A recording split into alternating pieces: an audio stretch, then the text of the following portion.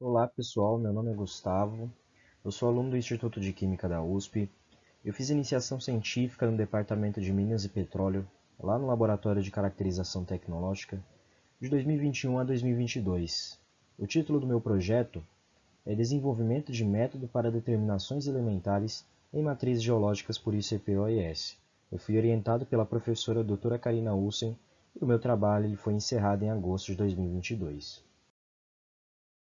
Este trabalho, então, utiliza a química analítica como seu principal ponto de partida para análises de controle de qualidade e poder oferecer um desenvolvimento de uma metodologia analítica para determinações elementares em amostras geológicas por ICP-OIS. Dessa forma, vai ser de suma importância fazer uma avaliação das melhores condições de preparo de amostra, avaliação também das condições instrumentais e espectrais.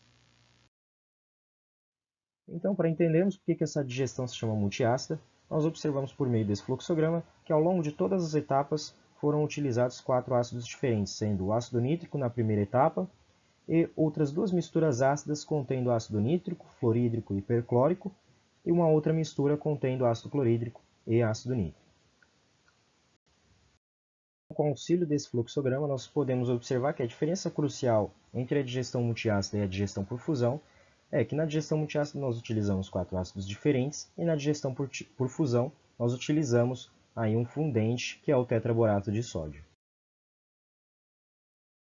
Os resultados das curvas de calibração para cada um desses elementos na digestão multiácida são dados na tabela seguinte.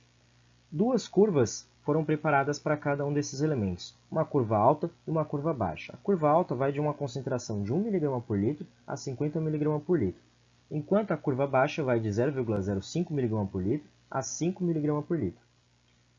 Podemos ver um dado importante nessa tabela. Os coeficientes de correlação linear de cada uma dessas curvas se aproximam muito de 1, o que confere uma robustez muito boa para essa técnica.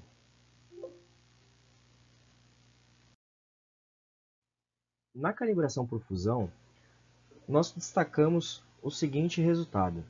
Nós observamos que os coeficientes angulares para cada uma das curvas de cada um dos elementos são estritamente menores do que os coeficientes angulares para os mesmos elementos na calibração da digestão multiácida, o que confere à digestão multiácida uma sensibilidade maior do que a digestão por fusão.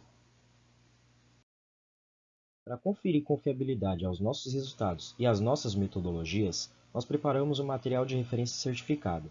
No caso desse material de referência, ele apresentou erros muito altos para a digestão multiácida para elementos como cromo, titânio e zircônio, que são elementos que costumam se mostrar muito refratários em algumas análises. Para esse material de referência certificado, nós vemos que agora o cromo já não apresenta um erro percentual tão alto. Isso deve indicar que na digestão multiácida, o cromo a altas concentrações não gera resultados tão discrepantes do que são esperados. Na digestão por fusão, apenas o cromo continua dando problema. Os elementos titânio e zircônio agora apresentam erros baixíssimos, o que pode estar indicando que esses elementos abrem melhor na digestão por fusão, já que essa é uma digestão um pouco mais agressiva por destruir toda a estrutura cristalina dos compostos. Novamente, para o cromo foi observado o mesmo comportamento observado na digestão multiácida, em que para concentrações mais altas ele gera um erro menor. Então, para a nossa amostra X, nós temos os seguintes resultados.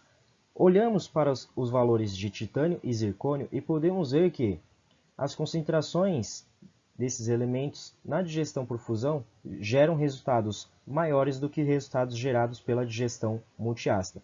O mesmo ocorre para o cromo.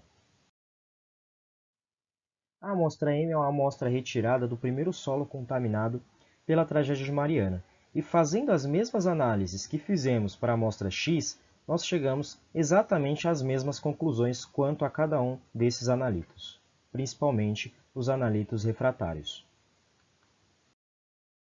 Fornecer confiabilidade aos nossos resultados e às nossas metodologias utilizadas, nós calculamos os limites de quantificação e detecção para cada uma dessas técnicas e para cada um dos elementos, e vemos que os valores para a fusão são muito maiores do que para a multiácida.